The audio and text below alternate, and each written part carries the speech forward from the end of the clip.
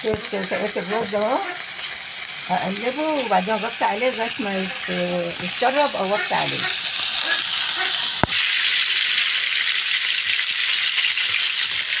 بس يا حبايب قلبي نقعت الفراخ لحد ما اسويها، دعكت بصل ملح وفلفل، وحطيت بابريكا وحطيت كزبره وحطيت بهارات فراخ شوي. نقعتها فيها شويه يعني مثلا مستعجلين، هي مثلا حطها نص ساعه ساعه في الثلاجه. بعد كده حطيتها في الصينيه، حطها حته الزبده عشان الزيت وبتاع.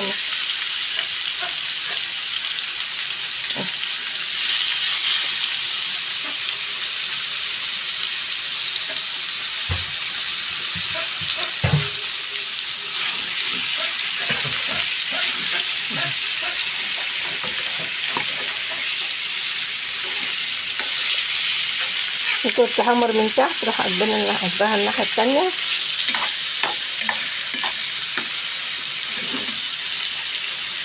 وافضل اقلب فيها لغايه ما تعمل تتحمر كويس، وهوريكم بعد كده.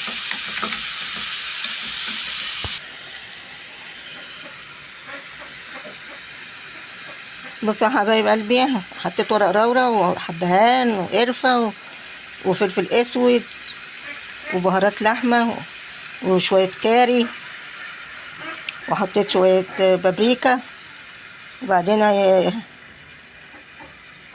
اشوحهم كويس. هسقيهم شويه ميه في شويه ميه لغايه ما يستووا، بيبقى جميل. عامله صوص البني ده بيبقى جميل قوي. بس يا حبايب قلبي الرز اللي عملته قدامكم اهو، عملته حطيت له زبده بلدي في الاخر كمان فوق الوش. وهنا الفراخ شويتها في الصينيه، نقعتها الاول في بصل وطماطم وفلفل اسود وخلطه بهارات فراخ وبابريكا وكركم. نقعتها سبتها. انتوا مستحسن اللي كنتوا هتعملوا مشوي تنقعوه من بالليل للصبح، ما لحقتوش تنقعوه مثلا ساعتين ساعه بالكتير قوي، اشرب منها الخلطه وتعملوها، تبقى جميله قوي قوي في الصينيه عن المشوي على الفحم كمان. ليه؟ بيبقى نازل منها صوص بني كده يتكي على الرز جميل.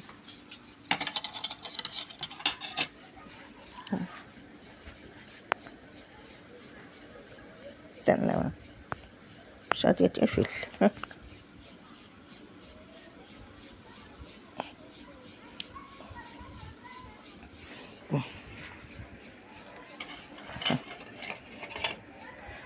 ودي باميه عملتها قدامكم، حمرت البصل وثوم وكزبره، وحطيت الباميه شوحت، اللحمه شوحت فيهم والباميه شوحت فيهم. رحت حاطه الطماطم اتسبكت فيها كويس وبالزبده البلدي وباميه عايزه بقكم جميله، شفتوها انا بعملها.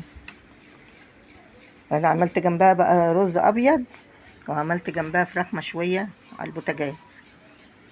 اتفضلوا تعالوا كلوا بألف هنا والشفا. متنسوش بقى اللايكات والاشتراكات والشير يا حبايب قلبي.